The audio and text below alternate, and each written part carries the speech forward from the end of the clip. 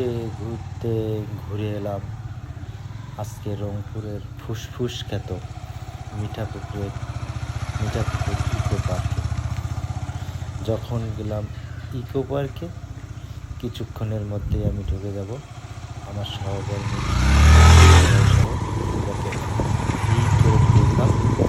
ধীরে ধীরে আমরা পার্কের ভিতরে চলে যাচ্ছি।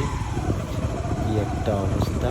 দিনের বেলাতেও এখানে গা ছমছম করে, সব দিকে নীরবতা, নির্জন একটা জায়গা, কিন্তু মুগ্ধকর।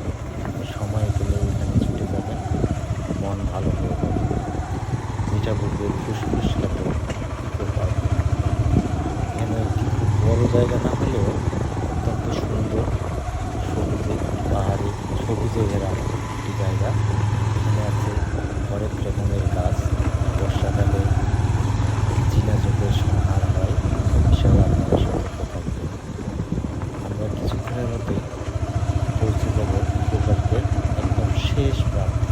এখানে বলে রাখা ভালো, ইকো পার্কের গেট থেকে শেষ প্রান্তে যেতে হলে মোটর সাইকেলের মধ্যে হলেও প্রায় 5 থেকে 6 মিনিট যেতে হবে।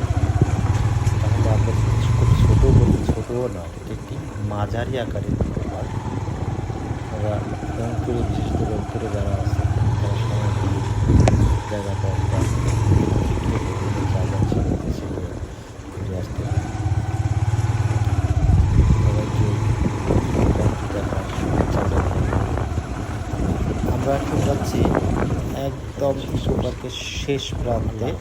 একটি পুকুর আছে, সেই পুকুরটি দেখতে পাচ্ছি। পুকুরটিতে বৈশিষ্ট্য হলো বর্ষাকালে এই পুকুরটি পানিতে পরিপূর্ণ থাকে। এখন আমরা যাচ্ছি, দেখি পুকুরটি পানির যে অবস্থা, মধ্যে বর্তমানে কোনো পানি নেই, তাই আমরা ঘুরে যাচ্ছি আলাদা জায়গায়।